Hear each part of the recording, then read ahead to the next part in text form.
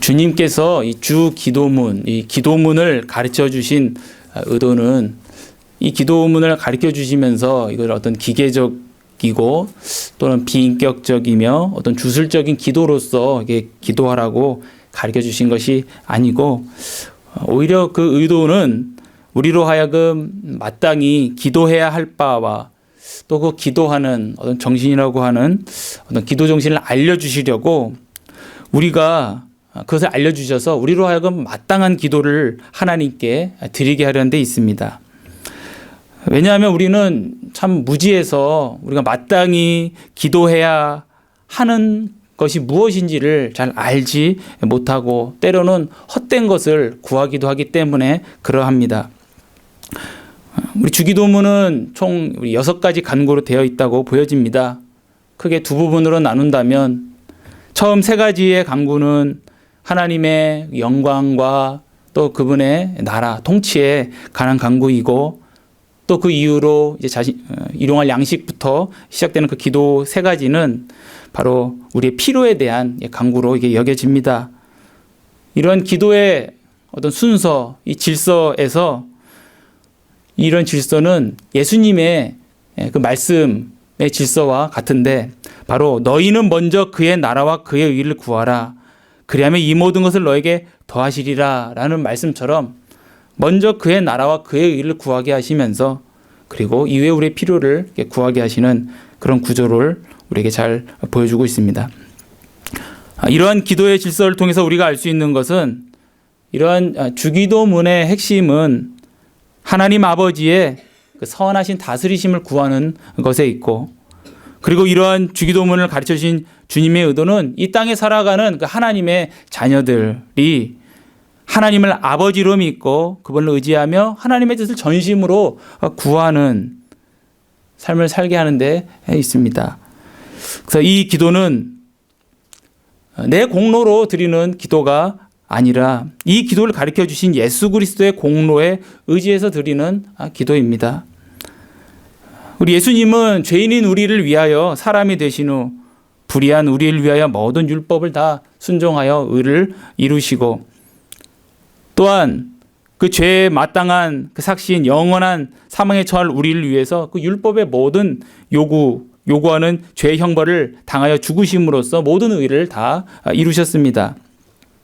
그리고 다 이루신 것이 우리 것임을 선포하시기 위해서 부활하시고 그리고 그 의를 우리의 것이 되게 하시려고 승천하셔서 보혜사 성령을 보좌 우편에서 보내주심으로 그래서 우리가 지금 믿게 되었고 그리고 하나님을 우리가 아버지라 믿으며 부르게 되었고 그리고 예수님의 이름을 의지하여 우리가 기도하게 되었습니다.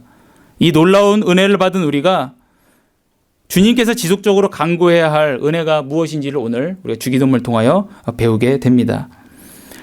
이 기도의 시작은 기도의 대상을 부르는 것으로부터 이렇게 시작이 됩니다. 오늘 저희들이 또 사도신경에서 하나님 아버지, 전능하신 하나님 아버지에 대해서 배웠는데요. 오늘 주기도에서도 하나님을 이렇게 부릅니다. 하늘에 계시는 우리 아버지라고 부릅니다. 간략하게 이 의미만 먼저 살펴보고 넘어간다면 하나님께서 하늘에 계시다라는 그런 의미는 하나님은 모든 것을 초월하시고 또 모든 것을 위해서 다스리시며 그리고 전능하신 분이다라는 그런 의미입니다. 또한 그분께서 아버지라는 의미는 하나님은 우리와 언약을 맺어 우리를 사랑하고 환영해 주시고 또 우리에게 귀 기울여 주시고 우리를 돌봐주시는 분이심을 알려줍니다. 그래서 예수님께서 하나님께 기도하는 우리로 하여금 하나님을 하늘에 계시는 우리 아버지라고 부르게 함으로써 우리가 하나님께 그 나아가는 일, 이 기도하는 일을 기쁨과 또 확신을 갖고 하게끔 오늘 이렇게 우리를 이끌어주고 계십니다. 오늘 특별히 오늘 저희들이 그러나 선택한 설교 본문은 13절입니다. 오늘 13절 이 기도는 주기도문의 마지막 기원에 해당되는 두 문장으로 구성되어 있습니다. 자, 먼저 오늘 이 13절 상반절을 보면 우리를 시험에 들게 하지 마옵시고 다만 악에서 구하옵소서라고 우리로 하여금 기도하게 하십니다. 이 문장 자체가 두 문장으로 되어 있습니다. 어떤 분들은 이 기도를 두 가지 간구다 이렇게 보시는 분도 있습니다만 누가복음 11장 4절은 이렇게 한 문장으로 우리에게 알려줍니다. 우리를 시험에 들게 하지 마시옵고 이렇게만 알려주고 있습니다. 그래서 이 두 문장, 앞에 우리 마태복음의 이 두 문장에 말하는 바로 생각해 보면 이 두 문장은 두 개로 구성되어 있지만 사실 본질은 같다 이렇게 보면 조화로울 것 같습니다. 두 문장 사이에 접속사가 다만이 들어 있습니다. 헬라어로는 알라라는 말이 있는데 그래서 이 접속사를 통해서 두 문장이 서로 관련이 있음을 맺어주고 있습니다. 그래서 이 두 문장은 다음과 같이 이렇게 연결해서 이해할 수 있을 것 같습니다. 우리가 시험에 들지 않게 하기 위해서 악에서 구하시옵소서라고 이해할 수 있겠습니다. 이 기원이 의미하는 바를 좀 더 풀이하자면 우리는 우리의 약함을 우리가 알고 있기 때문에 하나님의 보호를 누리기를 우리가 지금 갈망하고 있습니다 라는 것이죠. 그리고 이러한 하나님의 보호로 말미암아 우리가 그 모든 영적인 악한 공격으로부터 우리가 안전할 것입니다 라는 그러한 또 고백이 담겨 있습니다. 그래서 이 본문이 이렇게 하나의 본질적인 의미를 가진다는 것을 좀 염두에 두면서 각 부분을 좀 살펴보겠습니다. 오늘 이 첫 번째 문장은 우리를 시험에 들게 하지 마시옵고입니다. 여기서 우리에게 보여주는 바는 그리스도인은 바로 자신이 죄인이라는 것을 인정하는 자라는 점을 우리에게 알려줍니다. 하나님을 아버지라고 부르고 하면서 우리를 시험에 들게 하지 말게 하옵소서라고 기도하는 것은 이미 우리가 연약한 상태에 있음을 고백을 하는 것입니다. 그리스도인도 시험에 들어서 죄를 지을 수가 있는 것입니다.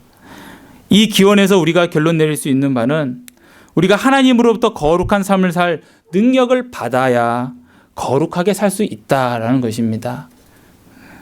우리가 이런 기도를 할 필요가 없다면 우리는 이런 필요가 없다는 것이겠죠. 그러나 이런 기도를 해야 된다면 우리는 이 은혜가 필요한 것입니다. 시험을 극복하게 하기 위해서 하나님의 도움을 간청하는 사람은 누구든지 인정할 수밖에 없는 바는 하나님께서 나를 구원하시지 않는다면 나는 언제든지 실족할 수 있다라는 것입니다. 그렇다면 여기서 예수님께서 언급하신 이 시험은 무엇일까요? 헬라어 단어로는 페이라스모스라고 하는데 그 사전적 의미는 실험 또는 시련, 우리가 아는 테스트 또는 유혹 이런 의미들로 이해할 수 있으나 여기서는 우리가 유혹이라는 의미로 우리가 이해하겠습니다. 그런데 이 유혹은 일종의 시련과도 같습니다. 우리는 역경이나 어떤 시련의 상황 가운데서 어떤 그 갈등의 상황에서 우리는 어떤 선택의 기로에 섭니다. 하나님께 순종할 것인가 불순종할 것인가. 그런 어떤 하나의 유혹이라고도 그래서 볼 수가 있습니다. 그뿐만 아니라 우리는 이런 어려운 상황뿐만 아니라 어떤 번영의 때 너무 잘 되고 있을 때에도 하나님께 불순종하고자 하는 그런 유혹을 받을 수 있습니다. 그래서 번영으로 말미암아 죄의 유혹을 받은 이들에 대해서 우리는 성경에서 많은 예들을 우리는 찾아볼 수 있습니다. 우리 잘 되는데 넘어지는 것이죠. 이처럼 우리는 역경이든지 번영이든지 사람은 모든 기회에 마음속에 죄의 유혹을 이렇게 받습니다. 이렇게 마음속에서 일어나는 죄의 유혹은 우리의 욕심을 자극하기에 이거는 사탄의 채찍이라 불러도 무방할 것입니다. 근데 우리가 하나님께 이러한 믿음을 시험이라고 우리의 믿음을 시험하는 이 모든 것을 하나님 제거해 주십시오. 내 삶에 전혀 시험이 없게 해 주십시오라고 기도하는 것은 옳지 않습니다. 오늘 그것을 우리에게 구하라고 하는 것은 아닙니다. 우리가 죄를 짓도록 자극하는 모든 악한 감정들을 우리가 유혹이라고도 부를 수 있을 것입니다. 근데 우리가 이 땅에 사는 동안 지속적으로 육신과 싸우기에 우리의 마음속에 그러한 자극을 받지 않을 수 없으나 우리는 그 가운데서 하나님께 기도해야 됨을 오늘 우리에게 알려주시는 것입니다. 그래서 우리가 그 가운데서 넘어지거나 또 그 유혹에 압도당하지 않게 해달라고 하나님께 은혜를 구하기를 예수님께서 알려주고 계십니다.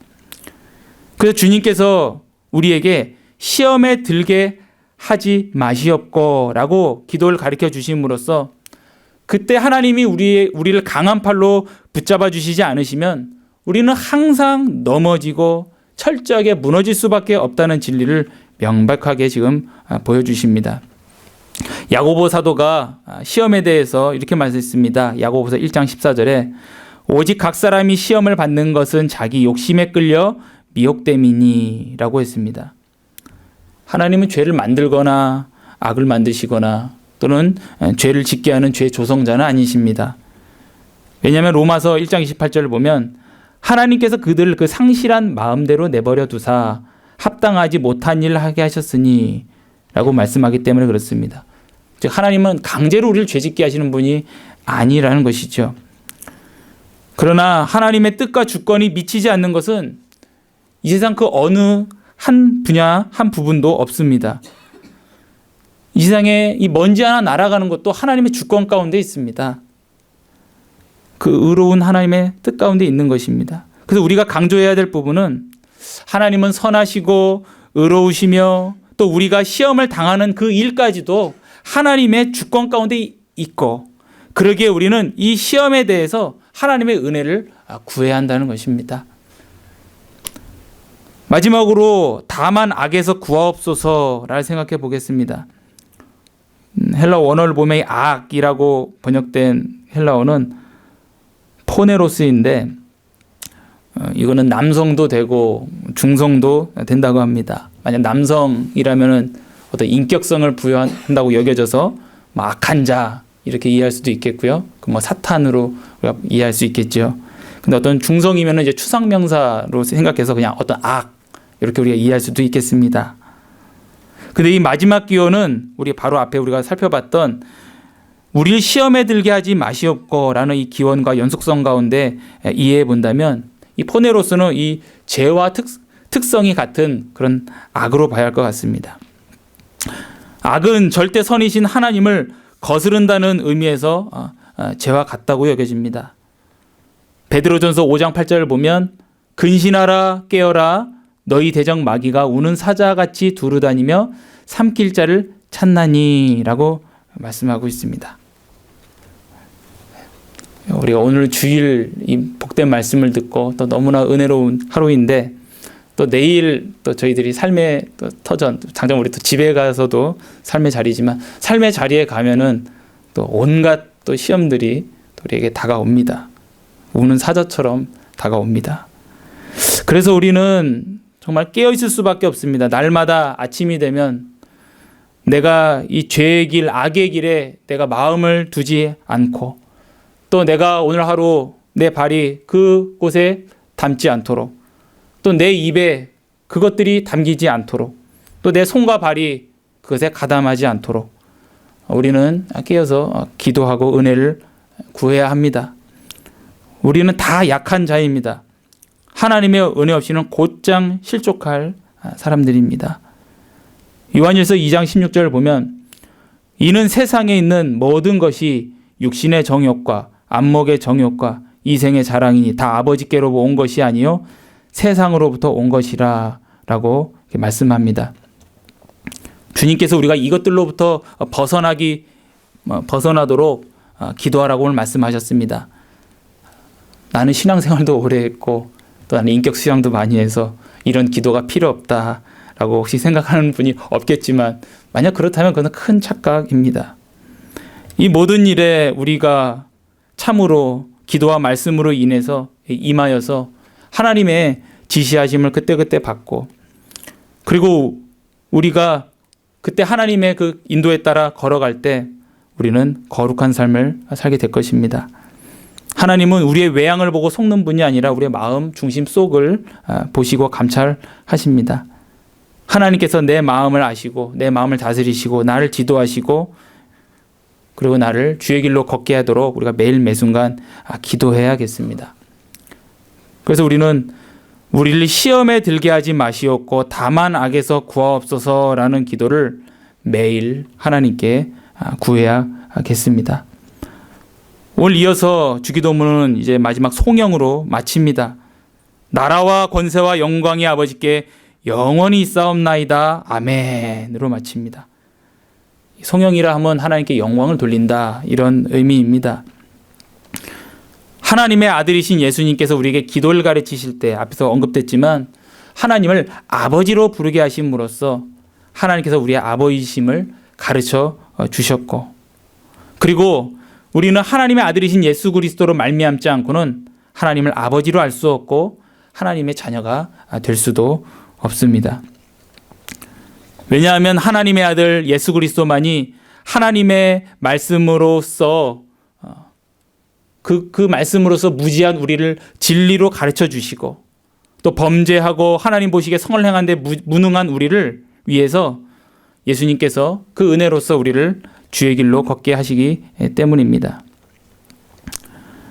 이렇게 예수님께서 우리에게 모든 하나님의 자녀가 되게 하시면서 그 주님께서 이루신 그 보화를 우리에게 다 주셨는데, 이것은 너무나 큰 은혜입니다.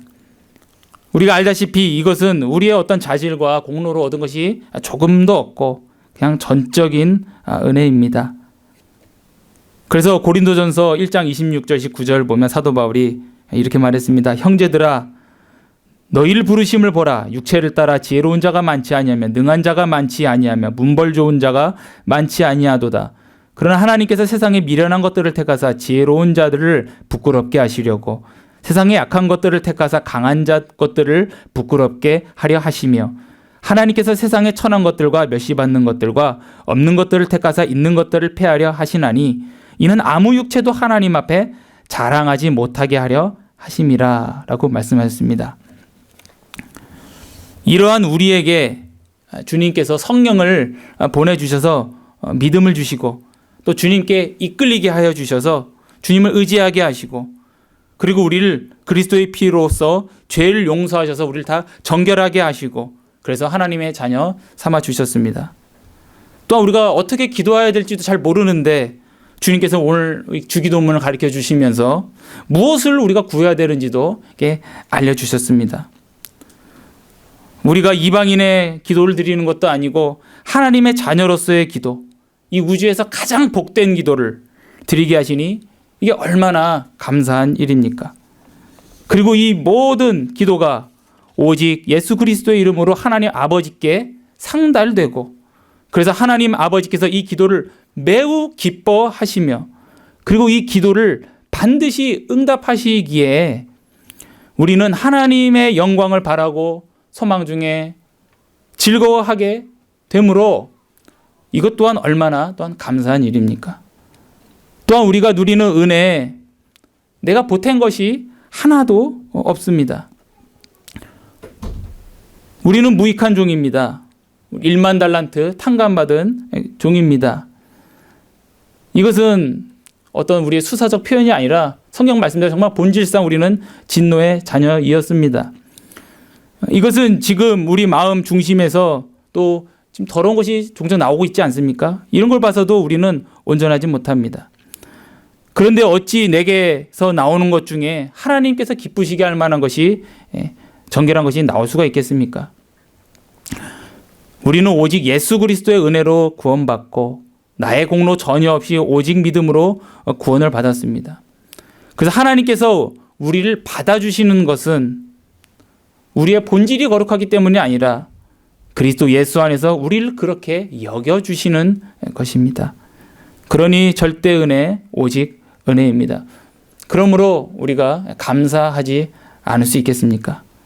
그러므로 이 모든 감사와 영광은 오직 하나님께만 돌리는 것이 마땅하지 않겠습니까? 오늘 주기도문을 통해 우리가 구한 하나님의 나라는 먹고 마시는 것이 아니라 성령 안에서 의와 평강과 희락이라고 성경은 말하고 있습니다. 하나님께서 우리에게 말씀을 주시고 성령을 주셔서 그 말씀 믿고 순복하게 하시니 그 안에서 우리가 의와 평강과 희락을 누립니다. 오늘 이 나라가 바로 주님의 것이라고 오늘 고백하고 있습니다. 또한 주님께서 이렇게 그 나라를 우리의 마음에 임하게 하셨고, 그리고 지금도 성령의 권능 가운데 자기의 종들을 통해서 이 복음이 전파되게 하시면서, 그리고 죽은 영혼들 가운데 생명의 빛을 비추시어 그리고 그 나라를 주심으로 이 땅에 그 나라가 확장해 나가고 계십니다. 그래서 이 나라를 세우며 다스리시는 그 권세가 또한 우리 주님의 것입니다. 그러므로 주님의 나라에 속한 우리 자신과 함께 모든 교회가 주님의 은혜를 받음으로써 비로소 주님의 영광을 알고 주님께 감사하며 주님께 합당한 이 찬양과 영광을 주님께 돌리고 있습니다.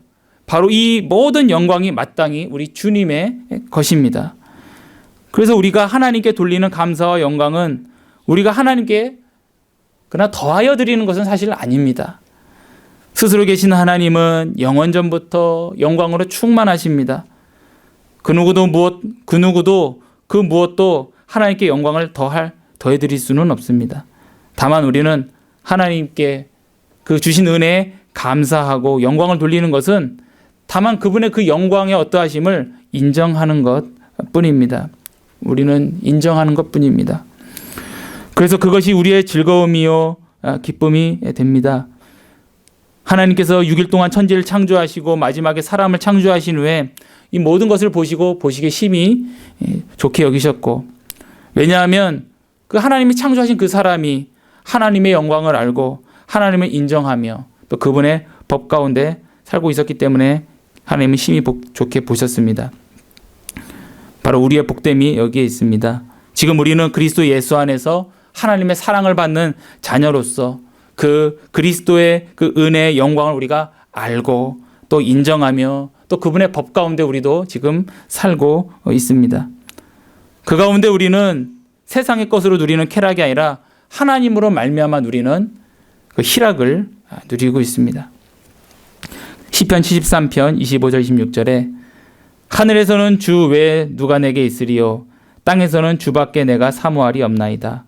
내 육체와 마음은 쇠약하나 하나님은 내 마음의 반석이시요 영원한 분기지시라 라고 말씀하고, 로마서 11장 36절은 이는 만물이 주에게서 나오고 주로 말미암고 주에게로 돌아감이라 그에게 영광이 세세 있을지어다. 아멘.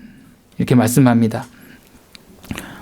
하나님께서 우리에게 주신 믿음으로 우리는 하나님을 알고 오직 하나님께만 우리는 영광을 돌립니다.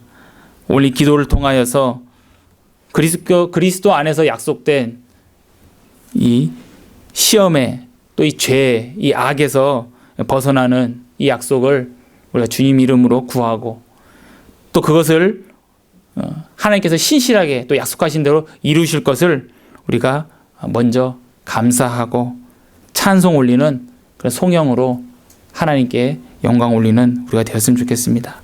기도하셨습니다. 거룩하고 자비로우신 하나님 아버지,